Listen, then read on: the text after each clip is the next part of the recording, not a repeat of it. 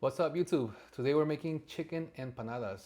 We're gonna be making them filled with cheese, and we're gonna be making a side of mole to dip them in, and a nice little bright acidic onion and habanero slaw, just to cut through all that richness of the empanada. We are gonna be deep frying, so we will need a couple special things like a thermometer. But just stick around. I'm gonna show you guys how to make it easy at home. All right, for the mole, obviously, I'm gonna be using store-bought mole. This is my favorite brand. It's not too spicy and it's not too sweet, which I like. So we'll be needing this. For the mole, we need this, water, and a little bit of chicken bouillon, just to make it a little more flavorful. For the slaw, we need an onion, some lime, we got habaneros, salt, and a little bit of oregano. For the chicken, I'm using chicken thighs. We're just gonna season them. We're gonna grill them off, and then we're gonna let them cool down, and we're gonna shred them. And we're gonna stuff the empanadas with, this is Oaxaca cheese. It's a Mexican string cheese, but you can use whatever you like. Mozzarella works as well. And for the actual empanado, I'm using Masa Harina. We got Maseca here. I'm gonna be adding a little bit of baking powder to it, just to make it crisp up a little better, and a little bit of oil. The oil is just so that it gives the dough a little more strength, and it doesn't tear up when we're working with them. All right, so let's get started. All right, so we're gonna get started first with our masa, because we wanna let this sit and rest for a little bit to really hydrate it. So I'm just gonna do 320 grams of Masa Harina, 3 cups if you're doing volumetric measurements. Doing 5 grams of salt, 3/4 of a teaspoon. Doing 5 grams of baking powder, 1 teaspoon. 30 grams of oil, 3 tablespoons.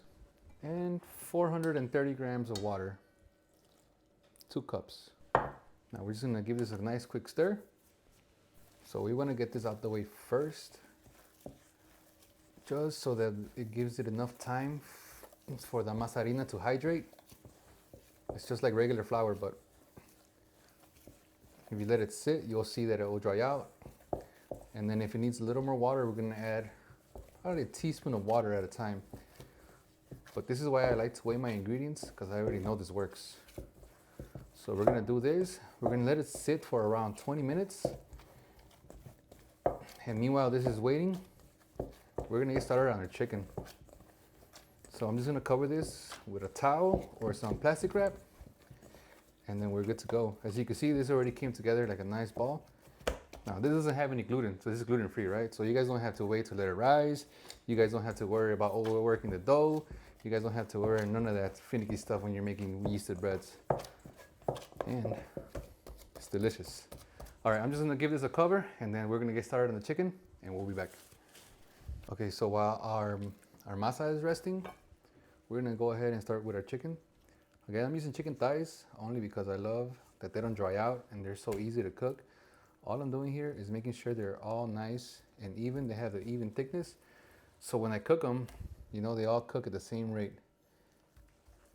It makes our job easier. Don't have to worry about one side being cooked while the other side is medium well. We don't want that in chicken. And you can see I'm only like doing little cuts. All right, now I got some kosher salt here. I love using kosher salt because the flakes are a little bigger than regular table salt, and you could see where the salt lands on your chicken. Regular table salt's too fine, and it's easy to over season your food. Again, I'm going with blackening. It's one of my favorite seasonings. Gives it a really nice flavor. You guys could use Cajun, you guys could use any poultry seasoning you guys find.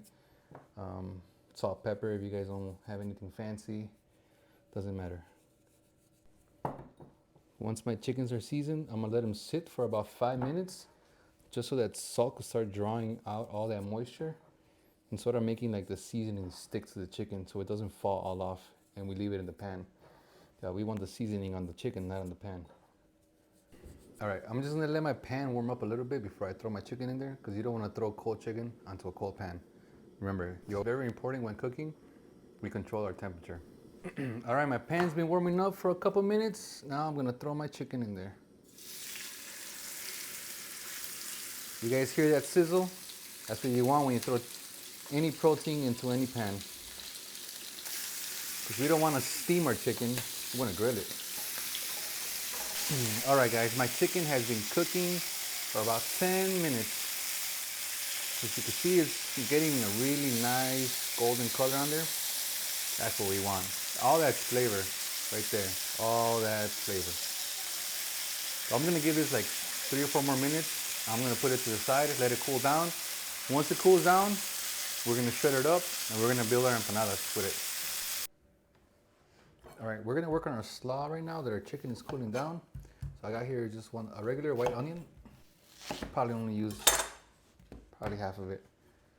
We just want little thin julienne strips. Now we got some habaneros here. Now it just depends on how spicy you want it. If you don't want it to be too spicy, you could literally just take the seeds off. No worries. And this slaw is literally just to cut through all that fattiness of the empanada. It just gives it a really nice acidic touch, and it sort of just cleanses your palate too, to keep on going for more.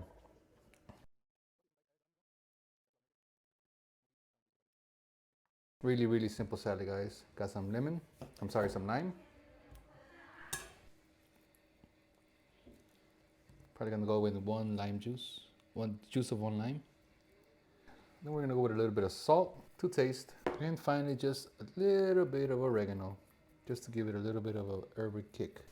All right, now I'm just gonna give it a quick stir. I'm gonna taste. All right, so that was 1.5 limes, probably about a teaspoon of salt, half an onion, and 2 habaneros, and maybe like a touch of oregano. All right, my chicken has cooled down a little bit, so I'm just gonna literally just shred it apart, shred the whole thing. We don't want the pieces to be too big because we want to fit them into the empanada. And we want these to be nice and manageable pieces, so when we bite into the empanada, it doesn't just all come out at one piece. All right, we're almost done, guys. We're gonna do the mole next. It's really simple since we're not making homemade mole. All right, so I'm just gonna go with like a quarter of this jar because I don't want to make a lot. This is literally just to dip in. We're not covering the empanada in it. All right, so let's do half. We're gonna do half a jar. We're gonna add 2 cups of water to it. And I'm just gonna stir until it dissolves. Once it dissolves, we're gonna add some chicken bouillon to it and we're gonna taste to our liking. Don't get scared, guys. It looks very liquidy.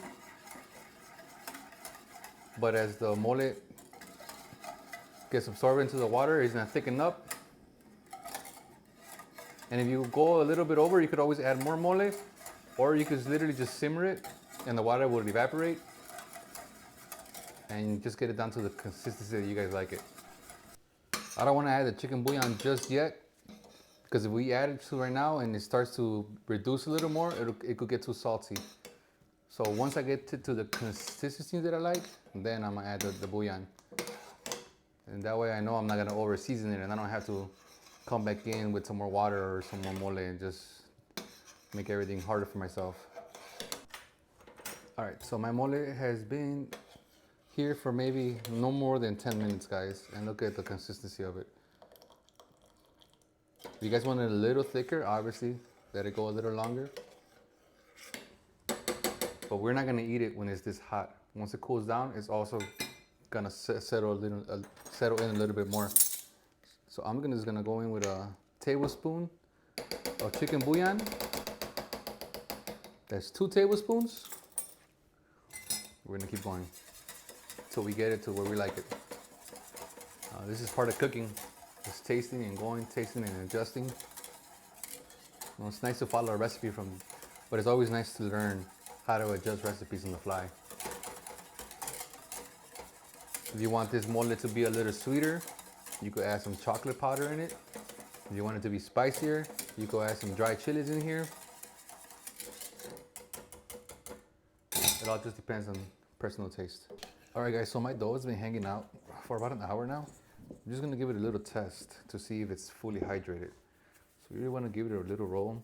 You wanna squeeze it down in your palm. As you can see, it kind of broke right here. So you could use a little bit more water, but not too much more. It's almost there. Probably put about a teaspoon of water in here. And I'm just gonna go. We don't have to let it sit anymore after this because it already absorbed almost all the water we gave it at the first time. So basically you want this to be like Play-Doh, but you don't want it to stick too much to your hands. It's gonna be a little sticky. and that's okay. But we don't want it too dry because when this is dry, it's gonna crack on you when you're building your empanadas. And you do not want that when you're frying them. You want the dough to be nice and strong and pliable. I am gonna weigh my empanadas to 2 ounces. Obviously you guys could do this just by hand. Don't wanna worry about it. If you guys don't have a scale, you could probably just use 2 tablespoons of dough. Just remember, the more bigger your ball is, the more bigger the empanada is gonna be, and the longer it's gonna take to fry. Again, just press it down flat just to help the tortilla press out a little bit. Put your liners in and just even gentle pressure. And you could even just flip it around, because sometimes there's a thick part and a thin part, and literally even less pressure than the first time. All right.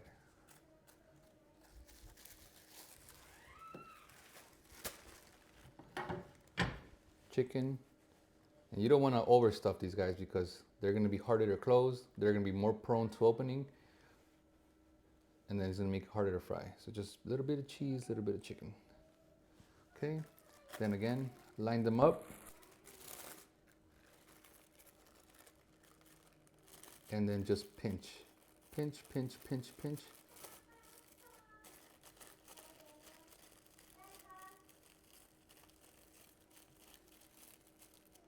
Trying to get out all the air pockets in there. As you can see, this is where the filling is at, and I'm just pushing the dough, the air out of the dough. It's gonna make them fry better. All right, and then I'm just gonna keep them to the side, always covered, because this dough is very prone to drying out very fast. All right guys, let's talk equipment. This is probably one of the most important tools in your kitchen you could have. It's a thermometer. For deep frying, it's essential. It's like non-negotiable, I'm sorry. You need this. You need to know what the oil temperature is to fry at. We're gonna fry these at 350. Another very important thing about deep frying at home is you guys do not wanna overfill your pot. I would not go more than 60% of the pot, because when oil gets hot, it expands, okay? If you got a full pot and it expands on you, it's just gonna flow all over the place and you guys are gonna get hurt, and it's not gonna be a fun time. Also remember, you're gonna put food in here, so it's also gonna rise. And deep frying's enemy is moisture. You guys never wanna fry anything that's frozen. You guys never wanna fry anything that's wet. It's just gonna explode and you guys are gonna have a bad time. So with that out the way, I'm gonna let this warm up and we're gonna come back and we're gonna start frying our empanadas. All right guys, my oil temp is finally here, 350. So I'm just gonna lower the empanada. Sort of lower it away from you, so you don't get any oil splatter on yourself. We're just gonna fry these until they're golden brown. Now we just gotta remember that the chicken's already cooked. We're just frying the tortilla just to make sure we get some color on it and we crisp it up a bit. I say that looks pretty solid right there. And as with any kind of fried food, guys, you guys want to make sure you eat these right away because they will get soggy on you. All right, guys, we're all done. I know it was kind of a journey to get here, but we're finally done. I have my empanadas, I got my habanero slaw, and I got my mole. And you can see like all these flakiness. This is from the baking powder. If you guys don't like that, you can just omit it, but I love a little nice crunch. So I'm just gonna dip. Let's go.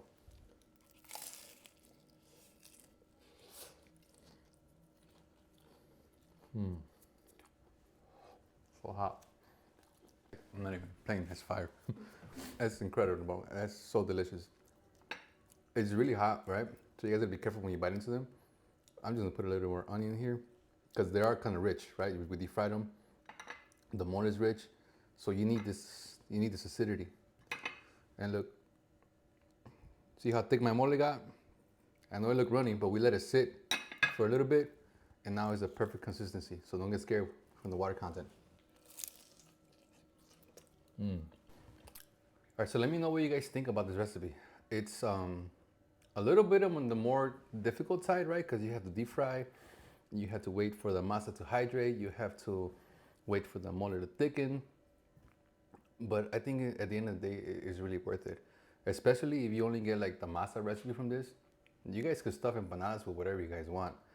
Ground beef, steak, cheese. If you guys just want a vegetarian one, mushrooms, anything really. It's really like a piece of bread. It's a blank canvas.